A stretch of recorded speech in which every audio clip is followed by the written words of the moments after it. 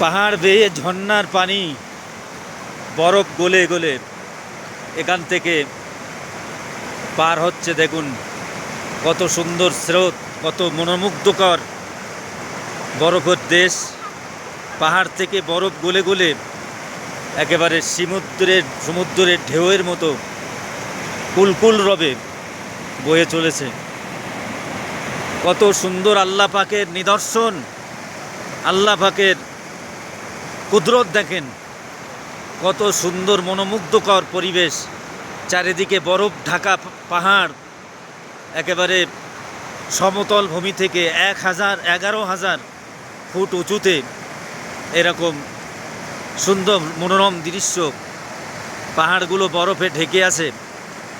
সকালের দিকে আরও বেশি বরফ ছিল, সব গলে গলে স্রোতের মতো বয়ে চলেছেন। আপনারা শব্দও শুনতে পাচ্ছেন।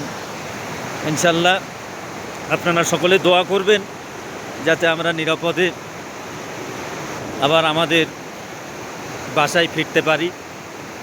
ইনশাল্লাহ কত নিদর্শন আল্লাহ পাক পৃথিবীতে রেখে দিয়েছেন।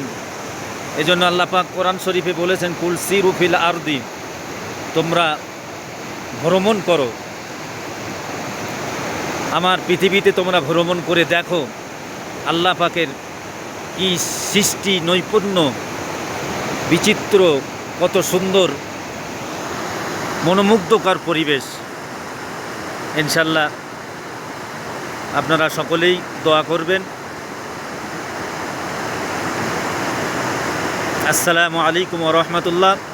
আর একটা কথা হলো, ঠান্ডা মাইনাস ডিগ্রি হয়ে আছে, আমরা যেটা মোবাইলে দেখতে পাচ্ছি। তারপরেও মোটামুটি স্বাভাবিক মানানসই ইনশাল্লাহ।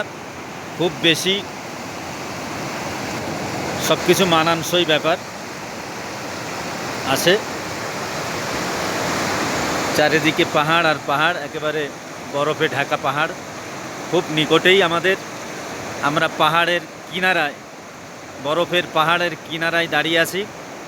বরফ গলে গলে এগুলো পড়ছে, আপনারা দেখতে পাচ্ছেন ইনশাল্লাহ।